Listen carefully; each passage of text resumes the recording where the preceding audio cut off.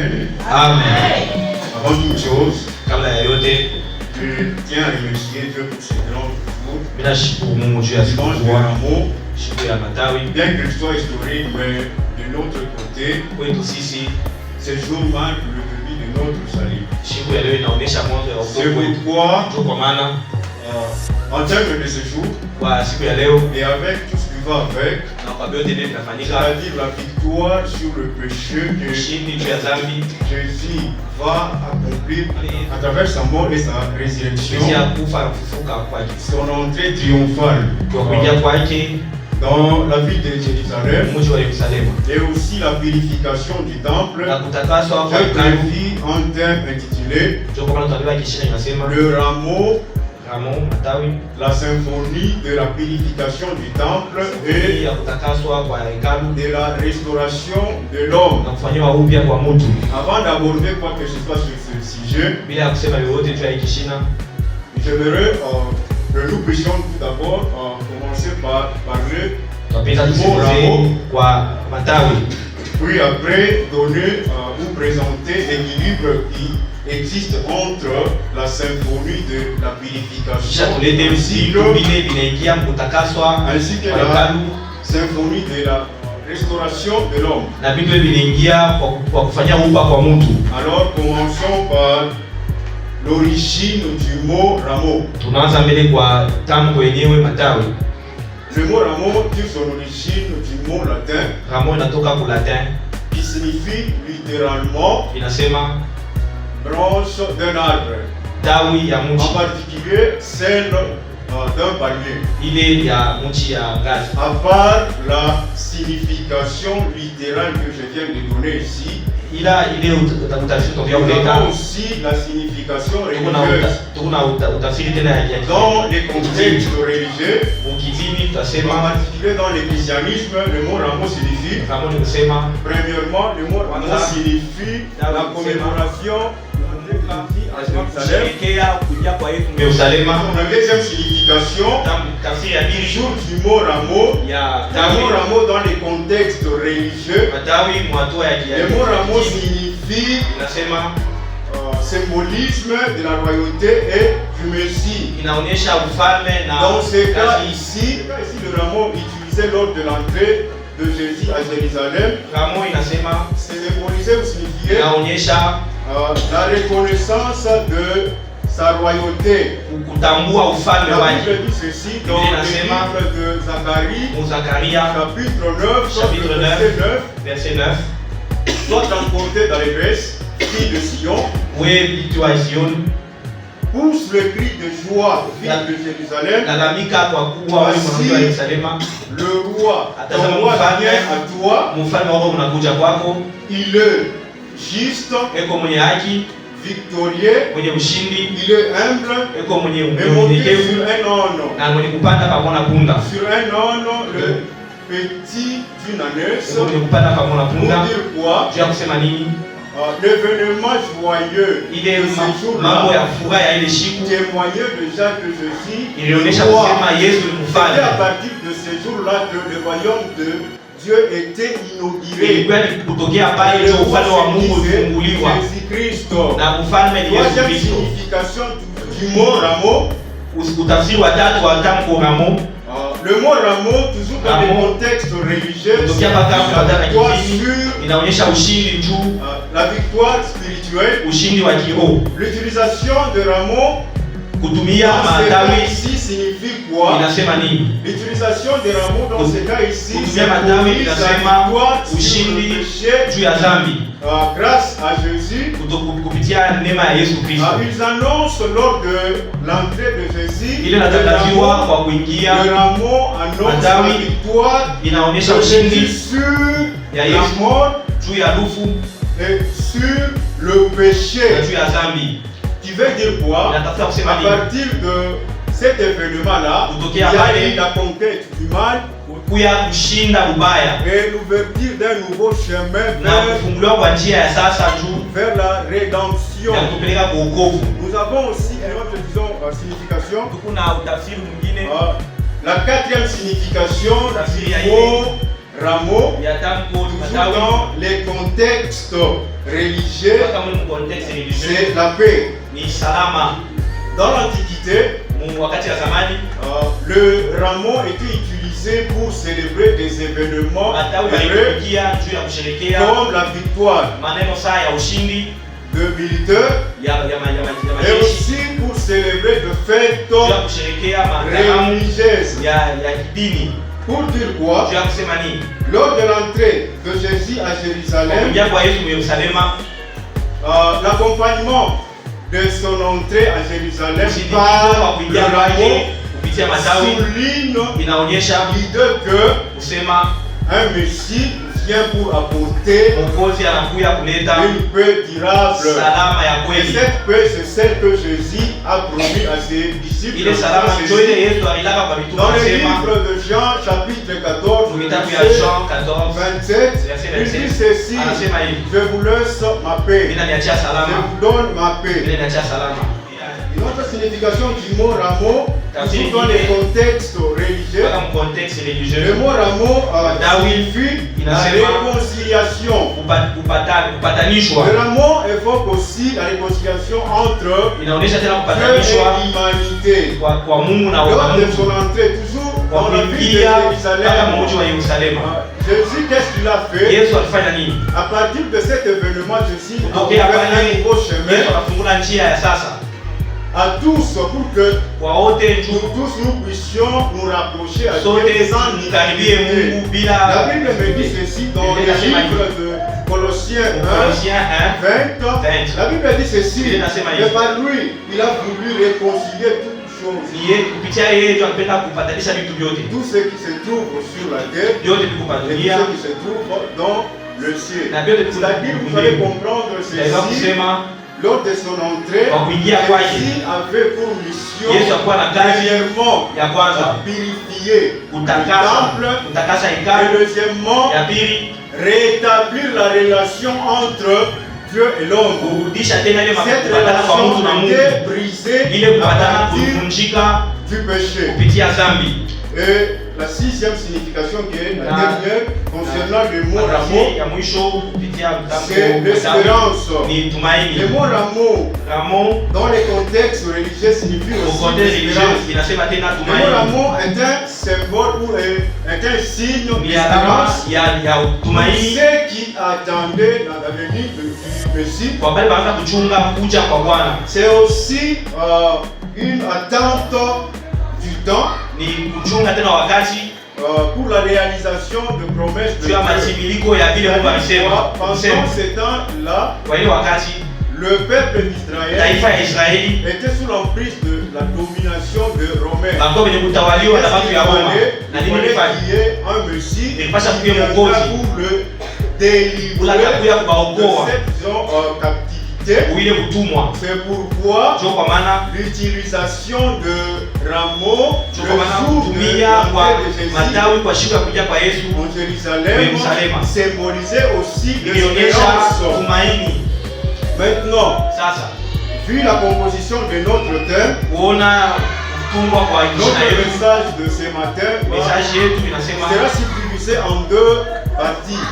tutaleta hatua mbili. Dans la première partie, Hatua ya on va kwanza parler itasemezea de la symphonie de la purification du temple. vile vinaingia mkutakaswa kwa Et la hekalu. deuxième partie parlera de la symphonie de la restauration de l'homme. Hatua ya pili ni vile vinaingia kufanyiwa upya kwa mtu. Prenons déjà la première partie de notre message. Tuwe hatua ya kwanza ya La mafundisho. symphonie de la purification du temple. Vitu wala bantu pale banaingia kutakaswa kwa hekalu. Qu'est-ce que la symphonie de la purification du temple? Ni kusema nini? En soi, la symphonie de la purification du temple fait référence Kutakaswa kwa hekalu tunaona à l'harmonisation des aspects spirituels unaona kupatana kufananisha vitu vya du kihatua ya temple kiroho après un processus de ya purification. hekalu kutokea na ile Je vous hali ai ya fait voir kutakaswa. tout à l'heure là que Inanionyesha kusema l'entrée de Jésus à Jérusalem avait kuingia kwa Yesu aussi une Yerusalema mission kulikuwa na kazi de purifier le temple. ya kutakasa hekalu. Alors, quel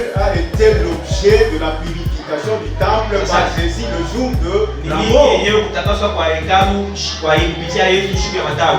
L'objet de la purification du temple Il est par différent. Jésus le jour Ramo, ile kazi yote alifanya kutakasa hekalu siku ya matawi était lié à la dénonciation de la corruption iliambatana na mambo ya et à la restauration na kufanya upya de la sainteté du lieu ya utakaso de culte. ya fazi ya ibada. Cette corruption que je suis en train de vous parler là, Ile kuharibika ile tunasema c'est lorsque Jésus arrive au temple, wakati Yesu anafika kwa hekalu il trouve que celui-ci est devenu un lieu anakuta hii fazi ilikuya un lieu de commerce plutôt qu'un espace fazi ya kufisha sacré kuliko et fazi consacré pour l'adoration et ilitolewa la juu ya prière. kuabudu. En réponse à cette situation, Kwa kujibu kwa qu'est-ce mambo que Jésus a fait? Yesu alifanya nini? Jésus pour purifier, Yesu jua kutakasa, Jésus pour purifier le temple, Yesu qu'est-ce qu'il jua a kutakasa fait? hekalu alifanya nini? Il a renversé Anapindula le table et mameza chassé na le kufukuza vendeur et les échangeurs de monnaie wale dans wote le wanataka kufisha temple. na kubadilisha fedha. Cet acte Ile kazi voulait dire quoi? ilipenda kusema nini? Il voulait rappeler Alipenda au kukumbusha peuple taifa ou aux gens que ubantu le kusema temple était un lieu saint hekalu ni fazi takatifu dédié yenye kutolewa à l'adoration kwa et à la kuabudu prière. na maombi. Cet acte de purification Ile voulait hali aussi ya dire quoi? utakaso alipenda kusema tena nini? Pendant ce temps-là, Kwa ile wakati le temple avait déjà perdu sa dignité hekalu ilipoteza heshima yake ainsi que sa fonction spirituelle. na kazi yake ya Maintenant, pour kiroho rétablir juu cette ya kurudisha dignité-là, zile heshima, pour juu restaurer ya kurudisha tena cette dignité-là, ile heshima, pour restaurer la fonction juu ya spirituelle kurudisha kazi dans ya le kiroho temple, ndani ya kanisa. Jésus devait passer par la purification Yesu du temple. ilipasha apite kwa kutakasa hekalu. Un autre aspect, toujours par rapport à l'acte de purification, Hatua ingine kutokana na kutakaswa kwa hekalu, l'acte de purification du temple ile kazi ya kutakaswa kwa hekalu n'est pas seulement un acte extérieur, haitapaka comme nous le voyons hali ici. ya nje C'est kwa tunaiona. aussi une invitation à nous Ni mwito tena de kwetu pouvoir examiner notre propre kuangalia temple intérieur. hekalu yetu ya La Bible ndani. dit ceci: Biblia inasema ne hivi, savez-vous pas que amjue kusema votre corps est Oui, le oui. temple ni du hekalu ya Roho Saint-Esprit que vous avez Mtakatifu reçu ile de Dieu? mupokea. Alors, cet acte ici Ile kazi de ya purification kutakaswa nous appelle à inatuita tena examiner nous, shie tuangalie tena, d'examiner notre tuangalie temple, hekalu le yetu, temple intérieur. hekalu ya ndani, Pourquoi? juu ya kuangalia nini, S'il y a encore kuangalia le kama péché qui tena existe dhambi kingali na dumu en nous ndani et mwetu, de voir comment s'en na débarrasser. kuangalia je kuachana nayo. Savez-vous quoi? Unajua nini? Tellement qu'il y a eu de réformes dans les choses de Dieu. Kunakuya vitu vya sasa, vitu vya Nous Mungu. avons aujourd'hui Kunakuya leo des chrétiens qui contribuent à l'échec de l'avancement de Dieu. Comment ça? wanasaidia kuanguka kwa kazi ya Mungu. Je, Vous allez voir ceci. utaona hivi Ce temple ici, hii hekalu, n'est-ce pas, ce temple est dédié à la prière et à l'adoration. hii hekalu inatolewa kwa ajili ya N'est-ce kuabudu na pas, ce kuomba. temple ici, c'est Hekalu un hii lieu ni fazi sacré. fazi C'est takatifu, un lieu qui doit être saint, n'est-ce pas fazi ça? inapaswa kuwa Mais vous takatifu, allez voir lakini mtaona le chrétien par rapport aux réformes des kufuatana choses de Dieu, na vitu vya sasa kwa il maneno ya Mungu, s'emmène dans le temple qui est anajileta mu l'église hekalu, inakuwa kanisa pour le profaner, juu ya pour l'essuyer. juu ya kuichafua. Je, Nous avons des chrétiens Kuna qui Wakristo s'opposent à ce que Dieu a établi comme norme. wanapingana na vile Mungu aliweka kama manorme Dans l'église, kanisa, surtout du côté de maman. zaidi sana kwa mama. Vous allez voir ceci, Utaona hivi une maman qui s'emmène dans l'église avec mama anakuwa son kanisa enfant, na mtoto yake, et l'enfant le complique. Na Qu'est-ce mtoto que anakumbuka. la maman va faire? mama anafanya nini? Maman anakipermettre kumchambula mtoto mukanisa. Mama insulte l'enfant à l'église. Pourtant, ce lieu ici, c'est un lieu consacré Alors que à la fazi prière et iko à takatifu l'adoration. inatolewa kwa Ce kuabudu lieu na ici est kuomba. consacré. C'est un lieu qui doit être, Ni fazi inapaswa kuwa et takatifu, c'est nous, chrétiens, na ni sheba qui Kristo sont censés faire quoi? tunaitiwa kufanya nini? Contribuer à Kusaidia faire subsister à juu ya jamais cette juu ya sainteté-là. ile utakaso ibakie idumu. Non seulement ça, Haina mpaka ile je rentre du côté de notre propre temple intérieur. tunakutia kwa hatua ya hekalu yetu ya ndani. Tutaona hivi Par rapport aux réformes et des choses de Dieu kufuatana na qui vitu existent vya sasa maintenant vinakuja là, vitu vya Mungu sasa leo. le chrétien Mkristo profite de leur statut pour faire du n'importe quoi. kupitia hali yao Nous wanafanya avons yote aujourd'hui des chrétiens qui s'opposent à ce que Dieu a dit par rapport à leur vie. wanapingana Nous na vile avons Mungu des amesema kwa maisha chrétiens yao. qui, jusque-là, demeurent dans la débauche. Wanadumu katika usherati. Nous avons des chrétiens qui demeurent jusque-là dans l'ivrognerie. Huko Bakristo wengine wanabakia Nous muulevi. avons des chrétiens qui demeurent jusque-là en train de faire de péché. Huko Bakristo wanabakia mzambi. Pourtant, Lakini il est dit, inasema nos corps mili yetu sont le temple ni du hekalu Saint-Esprit. ya Roho Mtakatifu. Et par rapport à ça, Na kutokana il y na a ile une promesse de huko Dieu malako ya Mungu qui dit ceci. inasema hivi, Celui qui détruira ce corps ula taharibu sera aussi détruit. na yeye Qu'est-ce que ataharibiwa. nous devons faire Mimi tunapaswa maintenant kufanya sasa à travers l'acte d'aujourd'hui, kutokea à na ile travers tendo ya cet leo, événement, kutokea na kazi ya nous leo, devons songer tunapaswa kukumbuka à accueillir Jésus dans notre tufikirie kupokea Yesu, cœur. kumpokea Yesu katika Pour que ili cette relation qui était brisée ile lien ilivunjika par le péché kupitia puisse dhambi être restaurée. ifanyiwe tena upya. Alors prenons la deuxième partie de notre message. Hiyo hatua ya pili ya mtume wetu, La deuxième partie de notre message, kipande ya c'est pili, la symphonie de la restauration de vitu l'homme. wala bantu wanaingia mu kazi ya kufanya Avant upya kwa de mtu. parler de la symphonie de la restauration de l'homme, Kabla ya je vais kuelezea vous faire simfoni ya voir kufanya quelque upya kwa chose. mtu, tajionyesha kitu kimoja. La chose dont je cherche à vous faire voir, c'est Kitu quoi? napenda kuonyesha ni nini? Depuis le jardin d'Éden, Kutoka mu shamba la l'homme, Edeni, à partir de sa désobéissance, mtu kutokana na il kutokutii avait kwake perdu l'harmonie avec Dieu. alipoteza kupatana kwake na Mungu, Il avait aussi perdu la paix intérieure. alipoteza salama ya ndani. Non seulement ça, l'homme, à partir de sa désobéissance, Kutokea tena kwa kutokutii kwa mtu, il avait perdu la sécurité. alipoteza tena Il ukingo, avait aussi perdu la prospérité, alipoteza tena mais kuendelea, aussi la royauté. alipoteza tena ufalme. Alors, pour rétablir Juu ya cette kurudisha harmonie, ile pour kupatana, trouver la paix intérieure juu ya que l'homme a dû kupata salama ile perdre, mtu alipoteza, pour trouver la sécurité, juu ya kupata tena ile pour ukingo, trouver la juu prospérité, ya kupata tena kule ile maendeleo, pour trouver la royauté, juu ya kupata tena qu'est-ce ufalme. qu'il faut faire? Tunapasha tena kufanya nini? À part la première étape qui consiste à accepter Jésus comme Ila ile hatua ya kwanza ya Sauveur, kumpokea Yesu kama Bwana na Mwokozi, l'homme doit nécessairement passer Mtu par la anapasha symphonie kupita de la restauration. kupitia ile symphony ya kufanyiwa upya. Alors la symphonie de la restauration, qu'est-ce? Symphony ya kufanyiwa upya ni kusema La nini? symphonie de la restauration de l'homme fait référence Kufanyiwa upya kwa mtu à kunaonyesha l'harmonisation des aspects ile kupatanishwa kwa vitu spirituels, ya kiroho. premièrement, Ya kwanza, deuxièmement ya pili, émotionnels, ile et emotion troisièmement moraux. na ile De la vie de l'homme, bien sûr, par rapport à un processus de kufatana na restauration. ile ya kufanyiwa upya. La symphonie de la restauration de Symphony ya l'homme kufanyiwa upya kwa mtu est perçue aussi comme étant un processus inaonekana nayo kama de retour hatua à un état d'harmonie, ya kukutia hatua ya kupatanishwa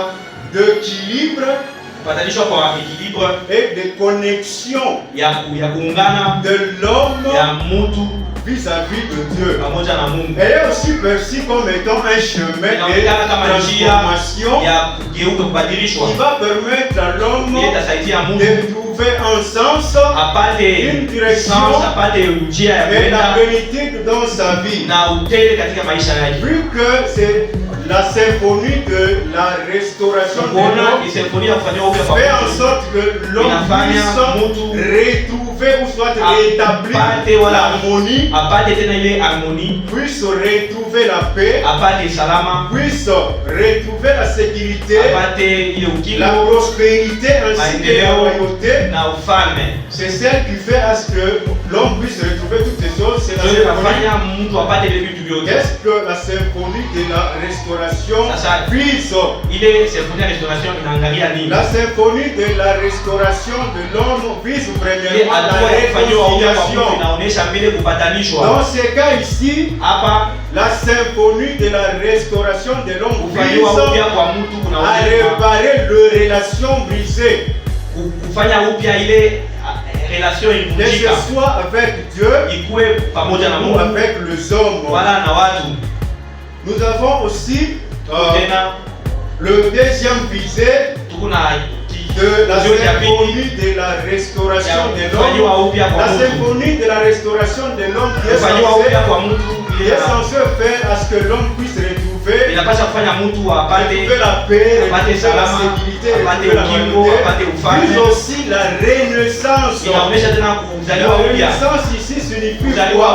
C'est une nouvelle grâce. C'est un nouveau départ après le chèque. La symphonie de la restauration de l'homme vise aussi la connexion à la transcendance.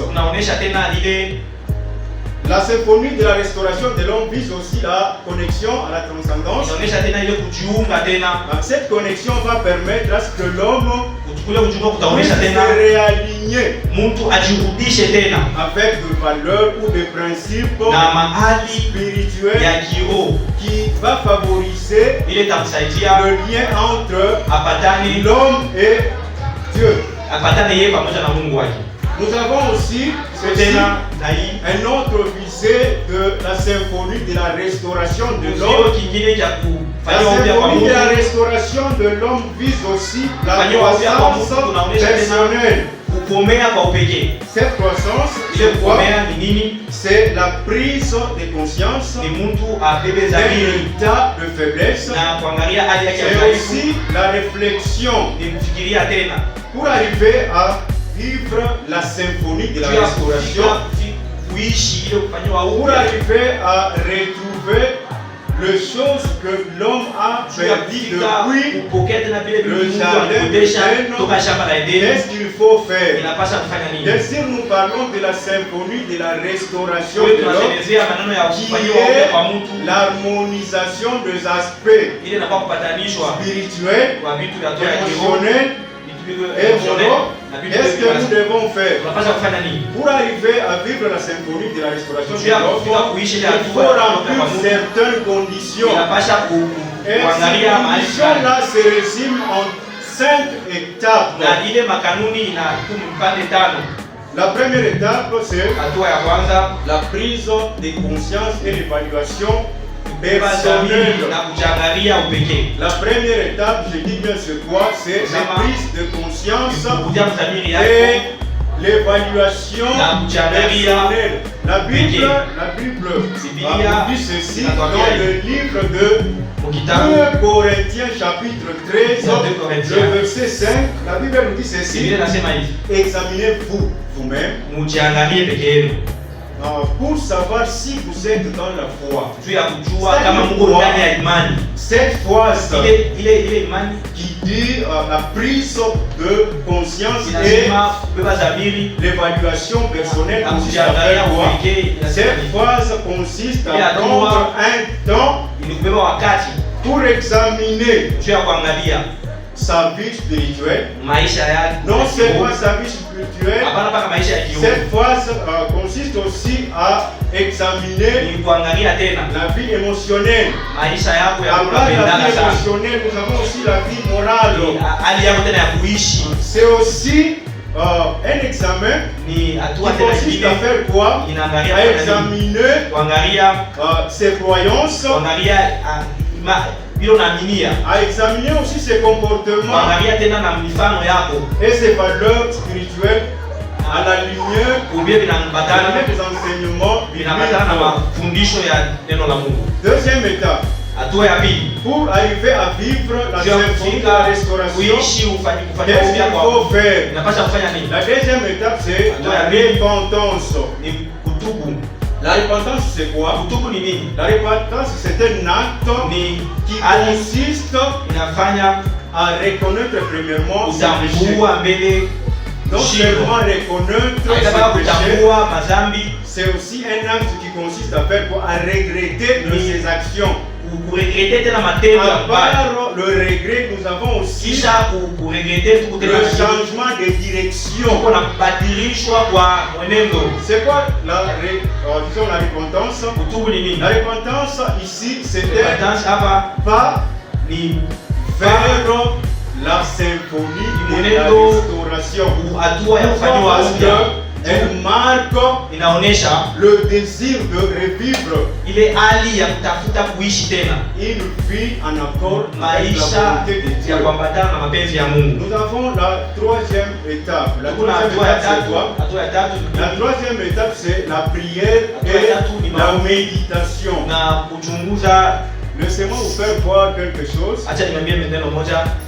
Aujourd'hui, nous avons des chrétiens qui passent tout le temps avec leur téléphone, leur Bible.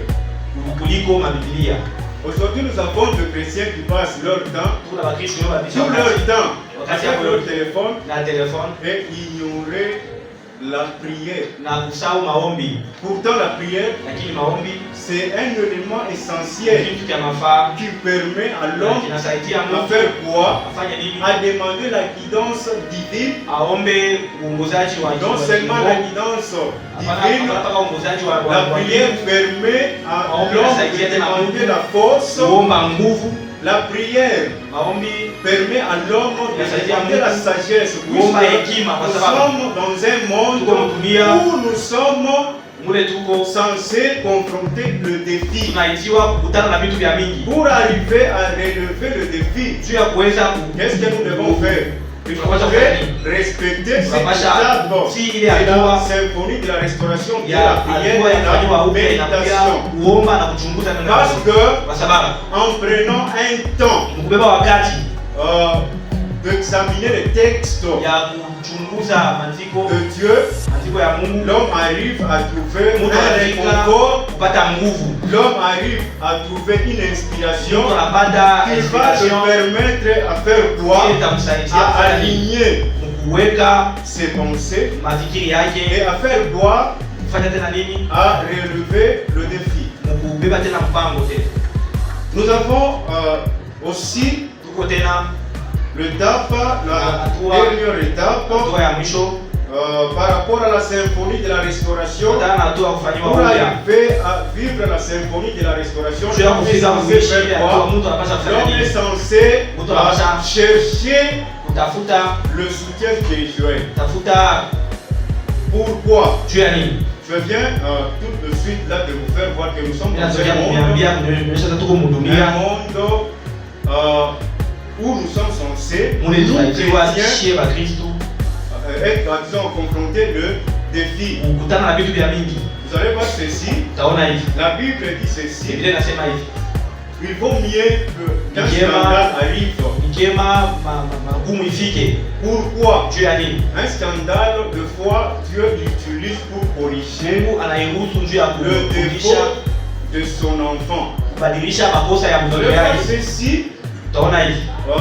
Aujourd'hui, nous avons le chrétien, s'il est visité par un problème, au lieu de chercher le soutien spirituel, il préfère quoi? Abandonner Dieu, abandonner le chemin de la foi. Il y a des chrétiens qui se disent ceci. Pourquoi Mungu atapermettre ma problème yangu kunifuatafuata? Mais hapa venir bana ba mu respecter bien. Nous avons des chrétiens qui interrompent le processus de la symphonie de la restauration en laissant le chemin de la foi lorsqu'ils sont visités par un problème. Alors le soutien spirituel consiste à faire quoi? Le soutien spirituel consiste à aller consulter un leader spirituel ou un leader religieux. Celui-ci va te permettre où tu vas trouver un conseil, tu vas trouver des conseils qui vont t'aider pendant le temps de difficulté à non céder contemplation, mais de faire quoi? De relever le défi.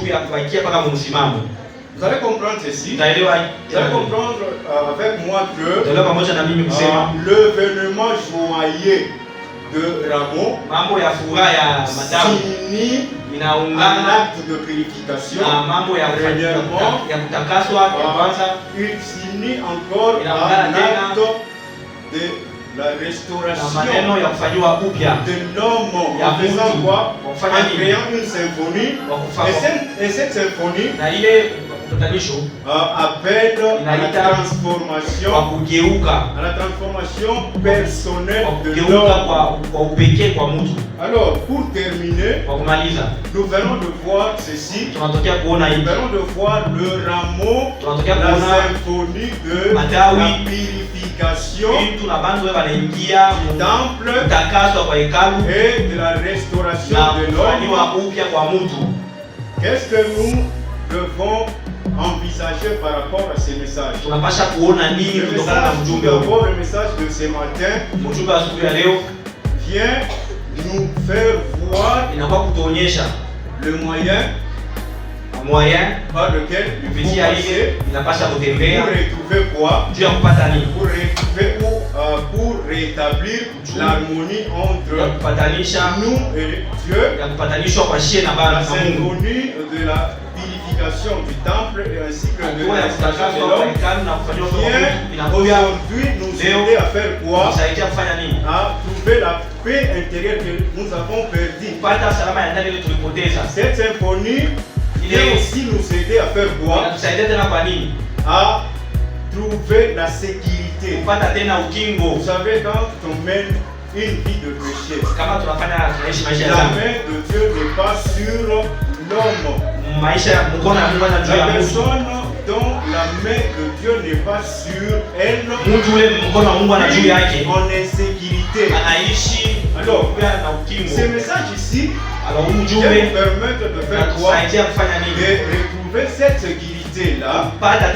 Non seulement la sécurité, nous avons aussi la prospérité. Une personne qui vit dans le péché ne prospère pas. Tout ce qu'il va tenir va échouer. Alors, ce message ici vient nous aider à faire quoi? À trouver la prospérité. Il y a aussi la royauté. Ce message d'aujourd'hui vient nous aider à trouver la royauté. Alors pour y parvenir, qu'est-ce que nous devons faire? Nous devons aussi envisager la question par rapport à l'événement d'aujourd'hui, nous devons envisager une question. Et cette question-là, c'est quoi? Comment accueillir Jésus dans nos cœurs? Nous devons envisager cette question. Comment ouvrir son cœur pour profiter de l'amour de Dieu et sa grâce. L'action comment ouvrir le cœur signifie quoi? Comment ouvrir le cœur voudrait tout simplement dire faire une introspection. Cette action ici voulait tout simplement dire faire l'examen de conscience. Pourquoi? C'est pour voir si à l'intérieur de nous il y a encore le péché. Et ça ne s'arrête pas là. Qu'est-ce qu'il faut faire? Il faut aussi prendre les dispositions pour s'en débarrasser. Débarrasser de tout ce qu'il y a comme péché. Alors, j'aimerais profiter pour terminer. J'aimerais profiter de ce moment ici pour inviter quelqu'un qui reconnaît avoir brisé. J'aimerais profiter de ce moment ici pour appeler quelqu'un qui reconnaît qu'il est loin de la volonté de Dieu. J'aimerais profiter de ce moment ici pour appeler quelqu'un qui, suite à un événement de sa vie, qui suite à une épreuve a dû céder à la tentation. Tellement que l'épreuve était forte, la personne a décidé d'abandonner la foi. La personne a décidé d'aller consulter le divin. La personne a décidé.